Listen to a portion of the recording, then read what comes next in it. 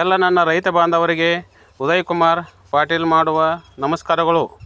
ಈಗ ನಾವು ನೋಡ್ತೇವಲ್ಲ, ನಾವು ಹೊಸವಾಯಿ ಪಾಪ್ಲೈನ್ ಮಾಡ್ತಿರ್ತೇವಲ್ಲ, ಪಾಪ್ಲೈನ್ ಮಾಡೋ ಮುಂದೆ ನಾವು ಭೂಮಿ ಒಳಗೆ ಪೈಪ್ ಹಾಕಿರ್ತೇವಲ್ಲ, ಪೈಪ್ ಹಾಕೊಂಬಂದು ನಮ್ಗೆ ಎಲ್ಲಿ ಬೇಕಲ್ಲ ಅಲ್ಲಿ ಟೀ ನಾವು ಜೋಡಿಸ್ತಿರ್ತೇವಲ್ಲ, ನಾವು ಏನು ಮಾಡ್ಬೇಕಂತಂದ್ರೆ ನಾವು ಲೋ ಕ್ವಾಲಿಟಿ ಟೀ ಆಗಲಿ ಕಲರ್ ಆಗಲಿ ಹಾಕಬಾರ್ದು.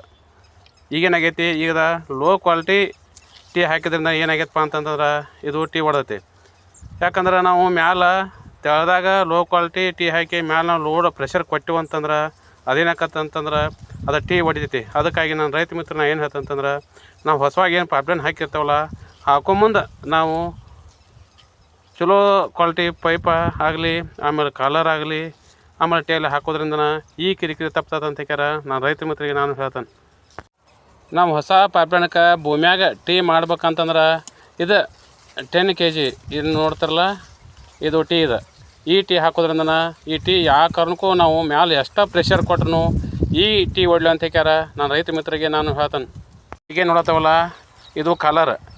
ಈಗ ನಾವು ಕಾಲರ್ ಸಂಬಳ ಈ ತಳದಾಗ ನಾವು ಹಾಕಿರ್ತೇವೆ ಪಾಪ್ಲೈನ್ದಕ್ಕೆ, ಆವಾಗ ಸಂಬಳ ನಾವು ಇದನ್ನು 10 kg ಇದನ್ನು ಕಲರ್ ಹಾಕಿದ್ವು ಅಂತಂದ್ರೆ ಇದು ನಾವು ಎಷ್ಟು ಪ್ರೆಷರ್ ಕೊಟ್ರು ಇದು ಕಲರ್ ಹೊಡಿದಿಲ್ಲ ಅಂತ ಈ ವಿಷಯ ನಾನು ಹೇಳ್ತೇನಂತ.